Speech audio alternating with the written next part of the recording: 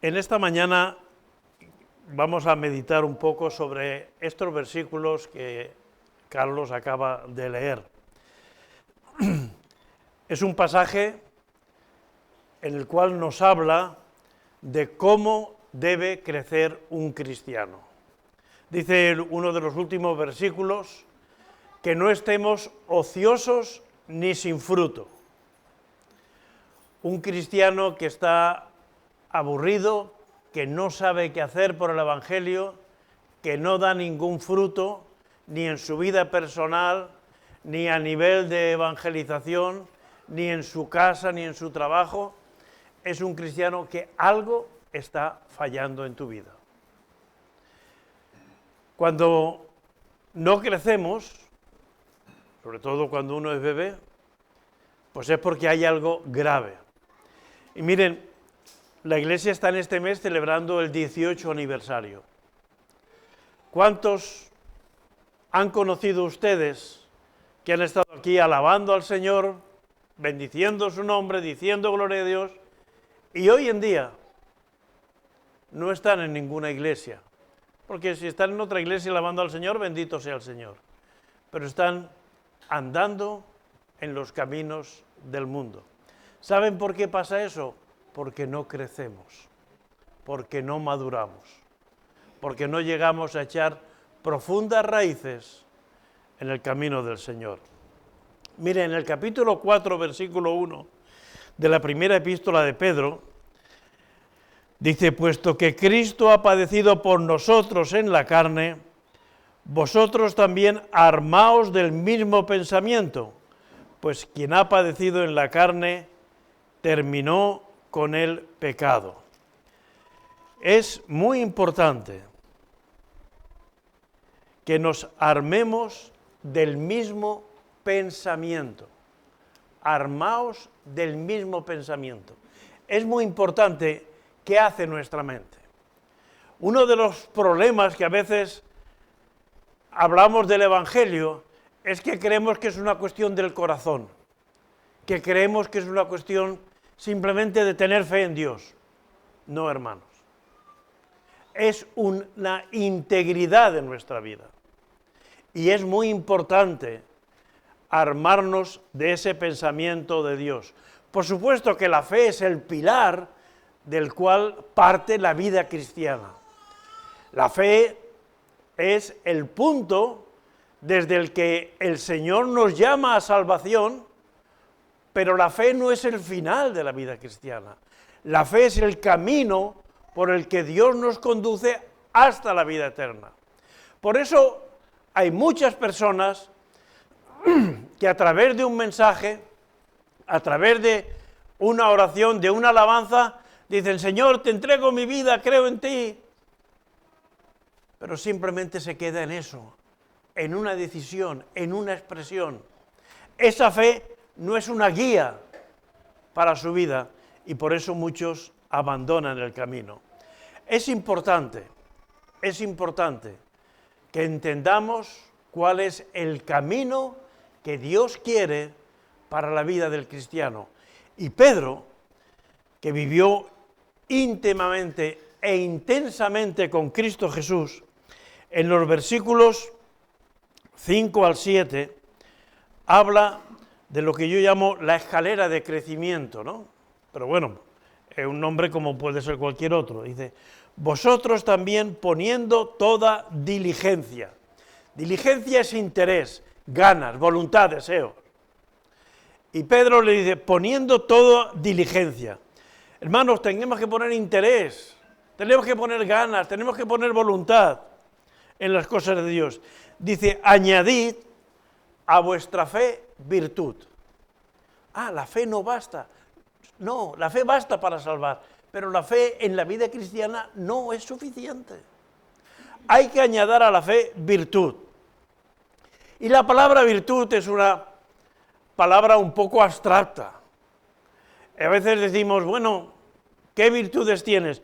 Mire, el griego con el cual está escrita esta epístola, la palabra virtud es la misma que usa en el capítulo 1, versículo 3.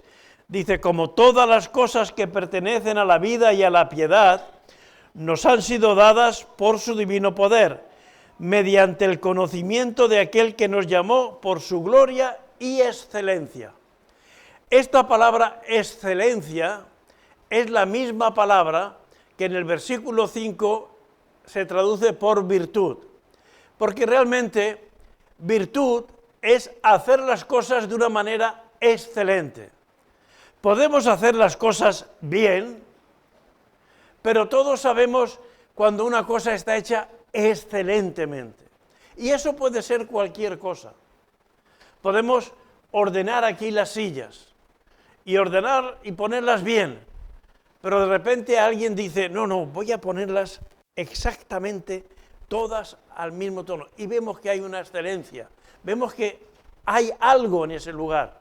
O cuando se limpia un sitio, todos podemos pasar un paño, pero hay maneras de hacer las cosas de manera excelente. Y el Señor dice que a la fe hay que añadirle excelencia, porque eso es lo que hizo Jesús en su ministerio. Todas las cosas las hizo con excelencia. No hizo las cosas de pasada. Cuando aquella mujer tocó su manto y sanó, no dijo, uy, qué pena que ahora tengo prisa, que tengo que ir a la casa de Jairo. No, se paró. Y le dedicó tiempo a esa mujer. Y dedicó tiempo a los niños que los padres traían para que orasen. Y dedicó tiempo para hablar con Nicodemo. Y en todas las cosas vemos que Jesús se mostró con excelencia. Y es importante, si queremos que nuestra fe avance, que las cosas del Señor no las hagamos de cualquier manera.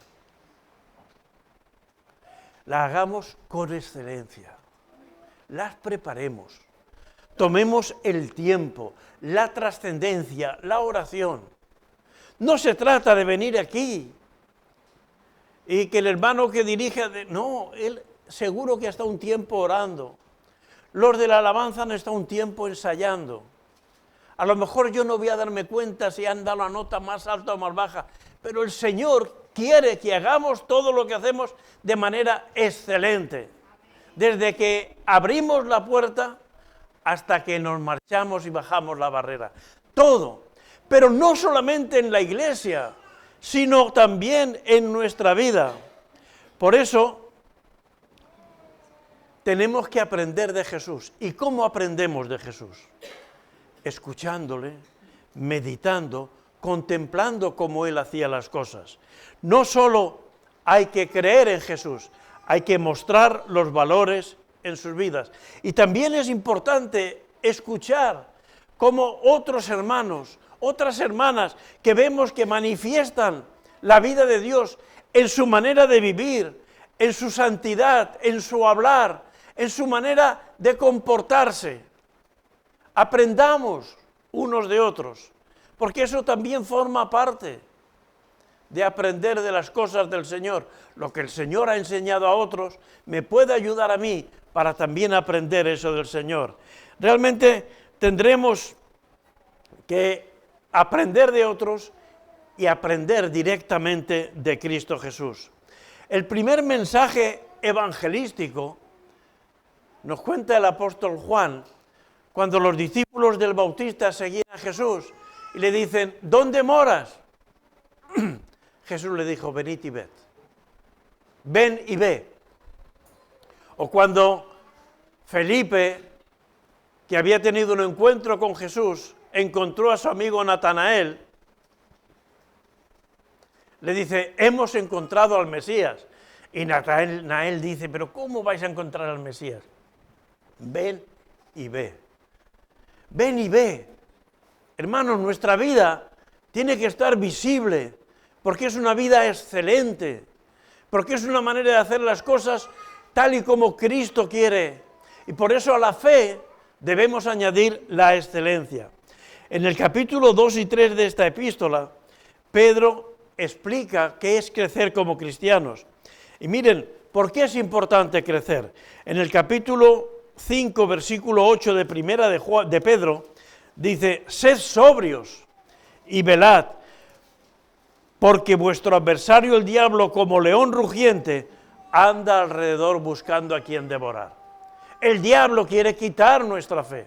El diablo quiere apartarnos de la excelencia. Bueno, si Dios nos ama, pues ya está, da igual. El Señor sabe las intenciones del corazón. Hermanos, el Señor sabe, pero el Señor quiere que añadamos a nuestra fe excelencia. En 2 de Pedro 2:1 dice que hubo falsos profetas.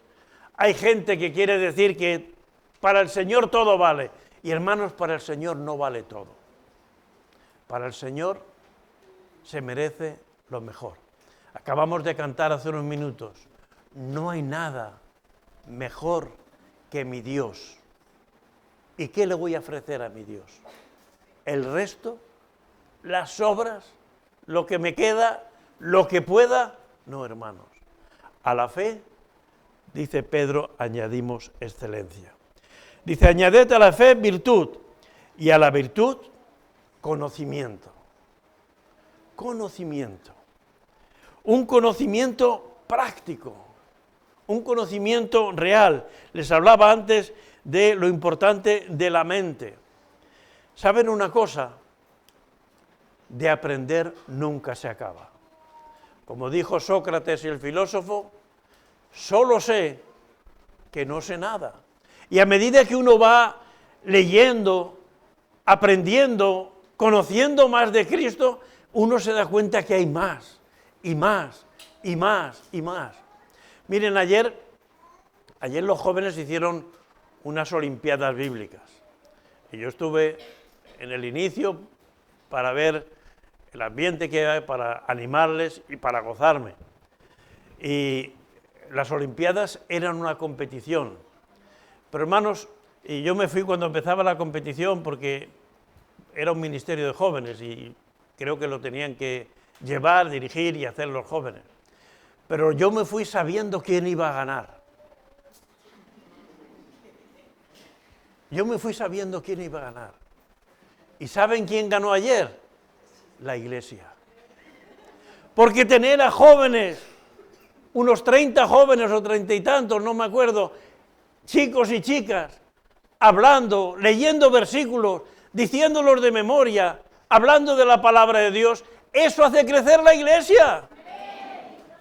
Y claro que ellos se alegraron si ganaron las chicas o si ganaron los chicos. Bueno, no ganaron los chicos, ya se lo digo yo, pero bueno. Pero ganó la Iglesia. Eso es lo importante. Porque cuando crecemos en conocimiento, no es que yo sepa mucho, la Iglesia crece. Y eso es lo importante. Por eso a la fe se le añade excelencia. Y para que la excelencia funcione bien, hay que añadir conocimiento. El conocimiento es muy importante para la vida. Como yo ya les he dicho alguna vez, leemos el periódico o escuchamos las noticias en la radio, en la televisión, para saber lo que ha pasado. Pero para estar preparados de lo que va a pasar, tenemos que leer la Biblia. Tenemos que conocer la voluntad de Dios.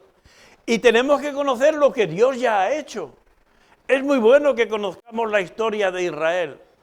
El gobierno de Israel se cree que ellos son muy fuertes, que porque tienen el poder de Estados Unidos, que es tal y que cual, y que... No. Israel existe porque Dios dijo que iba a existir. Y realmente el problema es que los hombres cumplen la voluntad de Dios, aunque no quieran y aunque no lo deseen. Pero la voluntad de Dios se va a cumplir. Por eso que tenemos una gran ventaja si conocemos la voluntad de Dios, si conocemos la palabra de Dios.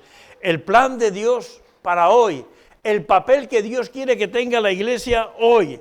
Solo si entendemos estas cosas podremos colaborar inteligentemente con el Señor. Hermanos, el Señor quiere que nuestra mente esté preparada, que seamos sabios y que seamos inteligentes.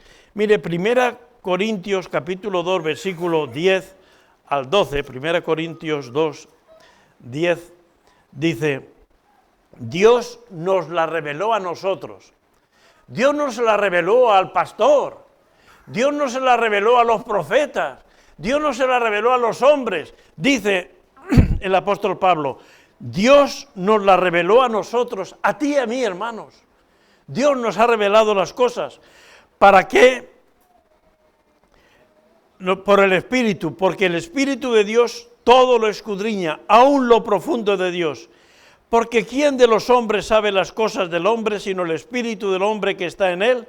Así tampoco nadie conoce las cosas de Dios sino el Espíritu de Dios. Y nosotros no hemos recibido el Espíritu del mundo, sino el Espíritu que proviene de Dios, para que sepamos lo que Dios nos ha concedido. Para que sepamos lo que Dios nos ha concedido. Hermanos, Dios te ha concedido, Dios te quiere revelar cosas grandes y hermosas. Pero mirad, el conocimiento no es instantáneo, no es fácil. Necesitamos tomar tiempo, necesitamos ocuparnos en las cosas del Señor.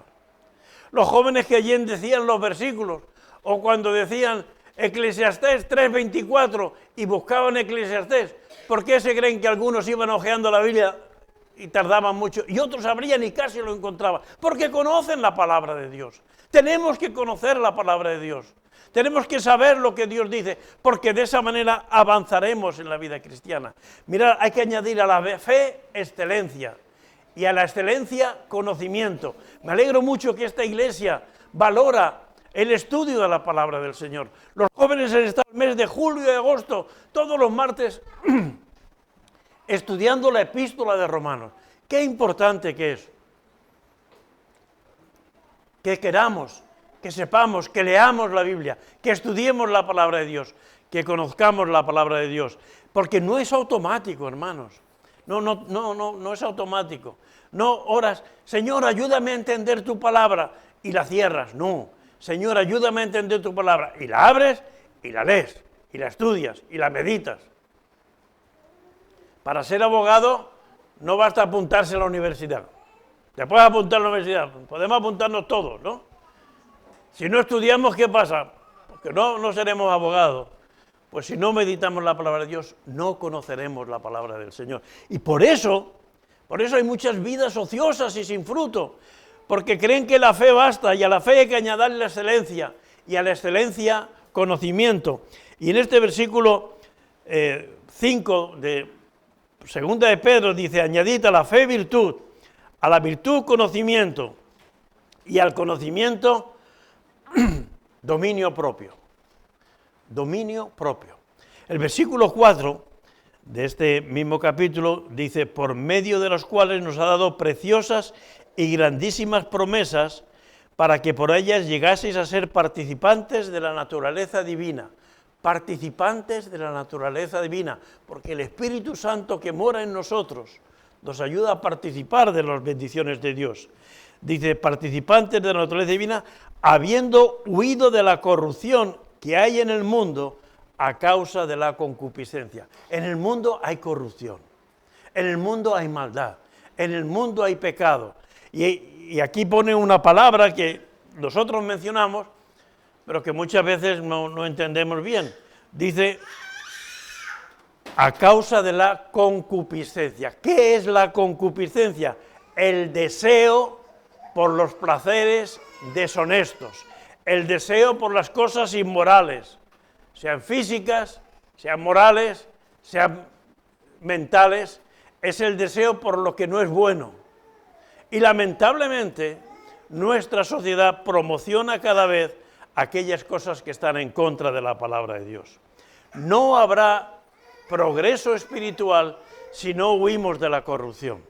En España tenemos un problema con los políticos, y es que antes teníamos una dictadura, con lo cual la corrupción era total y absoluta. Vino la democracia, año 1976, aprobamos una constitución. Bueno, ya somos demócratas, ahora ya somos, bueno, el no va más. Nos creíamos aquí.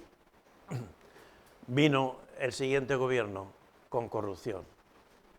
Y con las elecciones salió otro gobierno. ¿Y cómo? Con corrupción. Y luego se fue otro. ¿Y cómo? Con corrupción. La corrupción. ¿Por qué? Pues porque la ambición, la avaricia, el amor al dinero, hace que la gente se corrompa, falte el respeto, el hombre a la mujer, las personas entre sí, la corrupción. Lamentablemente, cuando en un país como España los que gobiernan, en vez de ser ejemplo, son mal ejemplo, eso hace que toda la moral y toda la confianza decaiga. Y eso también ocurre en las casas. Si los padres no somos ejemplo y somos corrompibles por la avaricia, el dinero, por los deseos impuros, por el egoísmo, por la crítica, por la murmuración, no tenga la menor duda, eso se va a transmitir a sus hijos y esa corrupción va a nacer en ellos. Por eso es importante, muy importante, en un mundo corrupto, en un mundo en el cual hay más deseos de desobedecer que de obedecer a Dios, el dominio propio. Por eso dice, a la fe añadir excelencia, a la excelencia conocimiento. ¿Y conocimiento para qué? Para aprender a hacer las cosas bien. No es automático, no es automático. Yo ya no voy a tener deseos impuros, yo ya no voy a tener avaricia, yo ya no... No, hermanos, hay que trabajar las cosas. Hay que añadir a la fe virtud, excelencia, a la excelencia conocimiento y al conocimiento dominio propio. Porque saben una cosa, aceptamos al Señor. Yo acepto al Señor y el Espíritu Santo viene a morar en mi vida. Pero yo tengo una cosa que es carne. La Biblia habla de la carnalidad o habla de la vieja naturaleza. Es verdad que con Cristo Jesús hemos nacido de nuevo, pero no es menos verdad que vivimos en un cuerpo de sangre y carne y sangre no heredarán el reino de los cielos. Pero aquí estamos viviendo esa dualidad. En el capítulo 7 de Romanos, Pablo lo explica muy bien. Hay muchas veces que no hago el bien que quiero, sino el mal que no quiero, eso hago. Y Pablo luchaba con esas cosas. Porque yo no quiero criticar al hermano, pero a veces no me doy cuenta, ya estoy. O no quiero ser ambicioso, pero a veces la ambición me pierde. ¿Y cómo tengo que controlar mi vieja naturaleza, mi carnalidad, con mi espiritualidad? Ahí está el trabajo, ahí está el Espíritu Santo que te va a ayudar a tener dominio propio, para que sea cada vez más el Espíritu el que gane, el que vence en nuestras vidas, en nuestras decisiones, en nuestras actitudes, y no sea la vieja naturaleza que reclama su deseo, que reclama su derecho, que reclama el que, si antes te gustaba también, ¿por qué ahora? Pues porque ahora soy un hijo de Dios. Y entonces tengo que saber que esa amistad no me conviene. Pero es que llevo 40 años con este amigo, vale, pues no me conviene, pues ¿qué tengo que hacer? Orar por él, bendecirle, pero no tener nada en común con esa persona. Si esa persona es una persona perversa, una persona maligna, una persona indecorosa, pues tengo que parar. ¿Y cómo lo hacemos? Ahí está el dominio propio. Soy yo el que decido. El Espíritu Santo me da la fortaleza para poder salir. Debemos huir de la corrupción. Hay gente que dice, es que estaba viendo la televisión y de repente apareció y tal y cual. Miren, la televisión tiene un botón, o un mando, hoy en día ya es un mando, que sirve para encenderla. Pero ¿saben una cosa? Ese mismo mando sirve para apagarla. Por lo tanto, si tú estás viendo algo, no le eches la culpa a la televisión, o al móvil, o a esto. No. Dominio propio es que tú tienes el control. A ti no te controlan los medios, tú controlas. Por eso el cristiano va creciendo. Y claro que eso no es instantáneo, pero a medida que uno ejercita las cosas, eso va avanzando. A la fe se le añade excelencia, a la excelencia conocimiento y al conocimiento dominio propio. Así es imprescindible. Es que, dicen algunos, es que es mi carácter, es que es mi manera de ser ese... Pues domínalo, contrólate. Ya lo sé que es tu manera de ser, ya sé que llevas tantos años viviendo con esa manera de ser, pero ahora es un hijo de Dios y tú puedes crecer en eso. Añadir a la fe excelencia, a la excelencia conocimiento y al conocimiento dominio propio. Y así va creciendo el creyente. Y Pedro dice, al conocimiento dominio propio y al dominio propio paciencia. Al dominio propio paciencia. Y paciencia uno puede pensar, ¿qué le vamos a hacer? Lo que hay. No. Paciencia no se refiere a decir qué remedio nos queda. Realmente el plan de Dios no es que nos resignemos, no es que digamos, si no se puede hacer nada más. El concepto de paciencia en este contexto bíblico es perseverancia. Es, vale, he fallado, no he dedicado el tiempo a conocer, me he equivocado en tomar esta decisión, tengo que controlar eso, pero voy a tener paciencia, voy a perseverar, voy a continuar, voy a avanzar. Tengo la determinación, el propósito, el plan en mi vida de seguir creciendo el camino del Señor. Y me da igual lo que haga fulanito o lo que haga tal hermana o lo que haga tal persona. Me da igual que otros piensen, el Señor me está mostrando que yo tengo que perseverar, que tengo que mantenerme. No vale eso de decir, es que la carne es débil. Ya lo sé que la carne es débil, pero el Espíritu Santo es todopoderoso. Por lo tanto, si yo persevero, el Señor nos hará avanzar.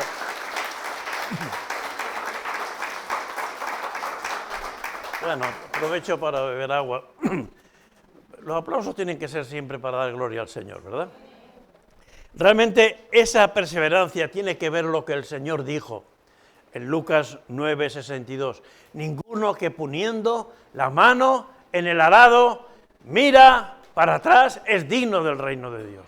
Y hermanos, perseverar es que yo controlo, yo domino, yo tomo el control de mi vida y yo tomo el camino hacia adelante. Debemos de dar fruto y no hay manera de producir fruto si no es a base de sembrar, cuidar, regar y cosechar, ¿verdad? Para dar fruto hay que trabajar las cosas, hay que perseverar.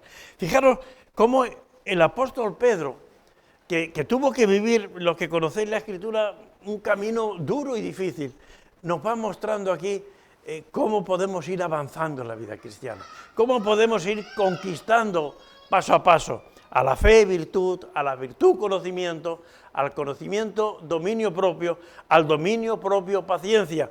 Y dice, y a la paciencia piedad. A la paciencia piedad. Para muchos piedad quiere hablar de religiosidad, de seriedad, de estar ahí un poco meditabundo y esas cosas, pero realmente la piedad en el Evangelio no es realmente eso. Piedad es que amemos lo que Dios ama. Ser piadosos es amar, es querer, es hacer lo que Dios hace. Eso es ser piadoso. No se trata de darnos golpes de pecho, ni de venir aquí, que está muy bien venir y nos arrodillamos y oramos al Señor. Todo eso está bien. Pero realmente la piedad cristiana es el que ama y hace lo que Dios quiere. Es un profundo conocimiento y respeto delante de Dios, sabiendo que toda nuestra vida, en todos los momentos de nuestra vida, está delante de Dios. Les he contado alguna vez aquella anécdota de una nieta que llevó a su abuela a ver una película. Abuela, es que van a hacer los 10 mandamientos, hace ya unos cuantos años, claro, los 10 mandamientos, y te voy a llevar a ver la película para que veas lo bonita que es y cómo queda eso y tal y cual. Y bueno, pues la abuela fue, y cuando entró al cine, lo primero que hizo, se puso de rodillas, y dice, abuela, aquí. Ah, no, si no se puede orar aquí, no hace falta que esté. Donde no se puede orar no hace falta que estemos, porque somos piadosos. Amamos lo que Dios ama.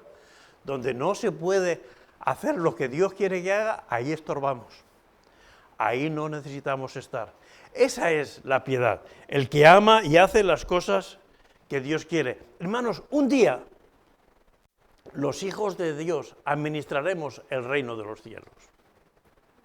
Un día, porque el Señor nos pondrá allí a hacer cosas, a unos en un sitio, a unos en otro. Por lo tanto, empecemos a practicar aquí, a hacer las cosas como Dios quiere. Versículo 7. Y a la piedad, afecto fraternal. A la piedad hay que añadir afecto fraternal.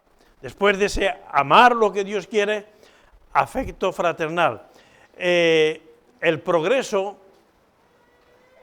en la preparación para ser como Dios quiere que seamos, habla de afecto, de amor a todos los hermanos y las hermanas. Da igual que uno sea más viejo, da igual que uno sea más joven, da igual si uno es de España, si uno es de África, si es de Sudamérica, si es de Norteamérica, si es de donde sea, da igual. Fijaros que esto va creciendo nuestro compromiso. Y a la fe hay que añadir excelencia, a la excelencia conocimiento, al conocimiento paciencia, a la paciencia piedad, y a la piedad ahora empieza, porque todo eso tenía que ver con mi vida con Dios, pero ahora dice afecto fraternal. Eso tiene que ver con mi vida contigo, o con tu vida conmigo. El afecto fraternal. Esto sí que no es automático. El amor a todos los hermanos, y yo llevo, gracias a Dios, toda la vida en la iglesia. Por lo tanto, sé de qué estoy hablando. El amor a todos los hermanos no es fácil. Es fácil decirlo. Hermanos, les amo de todo corazón. Y desde aquí, hasta ustedes aplaudirían a lo mejor. Pero no es fácil. ¿Y saben por qué no es fácil? Porque hay hermanos, hay hermanas que somos raros, que somos complicados, que somos difíciles de tratar. Bueno, aquí en esta iglesia no, pero yo como he estado en otras iglesias, yo sé que sí. Ah, que en esta iglesia también algunos se ríen. Claro que sí. Entonces, ¿borramos esta frase de la Biblia? ¿O tratamos de ver cómo podemos hacer? Miren, leí una frase esta semana, preparando todo esto, que me llamó mucho la atención. Dice, morar allí arriba con los santos redimidos será gloria eterna. Pero morar aquí abajo con los santos conocidos es otra historia. Es verdad, hermano. Hay gente difícil. En la iglesia también. En mi trabajo lo había. A veces hasta en la familia hay gente difícil. Madre mía, qué complicada que es fulanita. Madre mía, tal o cual persona. Es verdad. ¿Borramos este pasaje de la Escritura? ¿O vemos cómo podemos aplicarlo? Miren, yo creo que el gran predicador del siglo XX fue Billy Graham. Y tuve la ocasión de verle la última vez en el año 75, hace 50 años en Bruselas. Y cuando él terminaba de predicar y bajaba del púlpito, y era en un campo de fútbol, había 500, 1000 personas que habían aceptado el llamamiento, y entonces había muchos consejeros, entonces se acercaban 3 o 4 personas, lo cogían y él se iba. Y a veces podían pensar, pero ¿por qué no se queda ahí para orar por cada uno? Y leyendo y buscando a ver por qué, porque él en principio del ministerio sí lo hacía. ¿Por qué no lo hacía? Es porque varias veces le pasó en su ministerio que cuando él se ponía así, venía alguna chica y se le abrazaba y le daba un beso y alguien le hacía enseguida una foto y salía publicado. El pastor Billy Graham se está enredando con una chica joven después del ministerio. Satanás usaba elementos así para atacar a los siervos del Señor. Como león rugiente anda buscando a quien devorar. Pero diréis, pero si estaba allí en el púlpito en mitad de la predicación, sí, hermano, pero hay gente para todo, y en las iglesias también. Pero el Señor nos lleva a que desarrollemos el amor fraternal. Para eso tenemos que rechazar envidias, celos, mentiras, murmuraciones, críticas y cosas peores. Tenemos que rechazarlo. Si queremos ser la iglesia que Dios quiere, yo tengo que empezar por amarles a ustedes. No porque ustedes me amen. Eso no es. Amaos los unos a los otros, no los otros a los unos. Así es. Y hermanos, realmente, si queremos amar a los hermanos, pero no pasamos por el resto de peldaños de esta escalera, si no empezamos por hacer las cosas excelentes, si no empezamos a ser perseverantes en la piedad, si no empezamos a crecer en el conocimiento, digamos la fraternal, diremos algo que yo he dicho, es que no hay quien aguante a esta persona. Pero el Señor nos dice que después de la piedad viene el afecto fraternal. Y realmente es importante. El apóstol Juan, en sus epístolas, que habla tanto del amor, en 1 Juan 3:18, dice, hijitos míos, no amemos de palabra ni de lengua, sino de hecho y de verdad.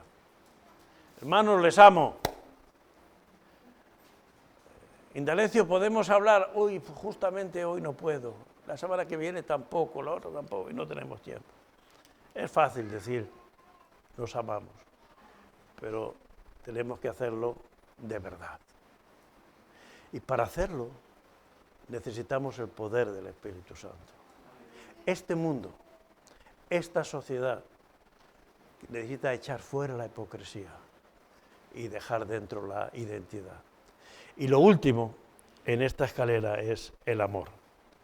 Lo último es el amor. Añadid a la fe, virtud, a la virtud, conocimiento, al conocimiento, dominio propio, al dominio propio, paciencia, a la paciencia, piedad, a la piedad, afecto fraternal y al afecto fraternal, amor. Van a proyectar ahora un para que veamos esto. Amor, el amor ágape. Se ha predicado varias veces que hay muchos tipos de amor. Está el amor entre los esposos, está el amor entre hermanos, está el amor de padres a hijos, está el amor de la amistad, pero está el amor de Dios. Está el amor de Dios que no ama para recibir algo a cambio. Está el amor que es generoso, que es espléndido. Y realmente es un amor sacrificado. Porque amar es dar hasta que te duela. Amar no es dar lo que tienes, es dar incluso lo que no tienes. Quedarte sin lo que aprecias, eso es amor. Y realmente para llegar a eso tenemos que haber pasado por todos los peldaños. En el final del Evangelio de Juan, cuando Jesús se aparece a los discípulos, después de que Pedro les haya negado, ¿qué le dice Jesús a Pedro? No le recrimina nada. Pedro, ¿me amas? Y le dice, ¿me amas? En esta palabra ágape. ¿Me amas como Dios te ama? Y Pedro dice, Señor, yo te quiero. No. Si me amas como yo te amo. Señor, yo te quiero. No te quiero a mi manera. Yo te quiero como puedo. No. Pedro, ¿me amas? Por eso Jesús le repite 1, 2 y 3 veces.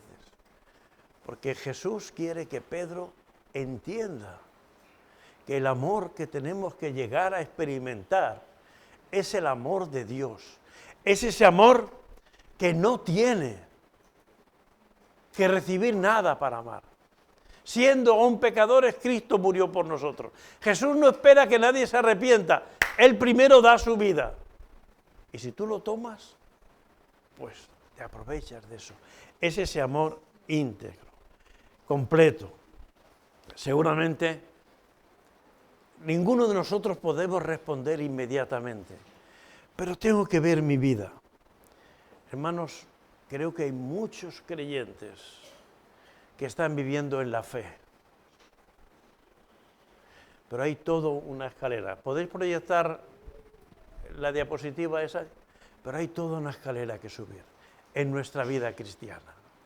Una escalera para avanzar, para correr. Dice 2 de Pedro capítulo 1, versículo 11, que es uno de los últimos versículos que hemos leído, que ha leído Carlos. Dice, porque de esta manera os será otorgada amplia y generosa entrada en el reino eterno de nuestro Señor y Salvador Jesucristo. Amplia y generosa entrada en el reino del Señor. ¿Dónde estás? ¿Dónde estoy?, me preguntaba yo, meditando esta palabra. Por supuesto que es una escalera que tenemos que aprender a subir. Que si no la subimos, nos quedaremos a medias. Y cuando comemos, ¿cómo nos gusta quedar? ¿A medias? Y decimos, no, el segundo plato ya me lo comeré mañana. El postre por la noche. Y el café, pues no tomamos café. No, nos gusta quedarnos satisfechos. Hermanos, Dios es un Dios abundante. Dios es un Dios rico y poderoso. Y Dios no quiere, como leía antes, esto lo ha revelado a nosotros. Esto no es para unos pocos, esto es para el pueblo de Dios. Y si tú eres pueblo de Dios, esto es para ti. Añade a tu fe virtud, excelencia. A la virtud, conocimiento. Al conocimiento, dominio propio. Al dominio propio, paciencia, perseverancia. A la paciencia, piedad. Amar lo que Dios quiere. A la piedad, afecto fraternal. Y al afecto fraternal, el amor de Dios. No empecemos la casa por el tejado. No queramos llegar a lo alto. Vayamos paso a paso. Crezcamos. Esto no es ni fácil ni difícil.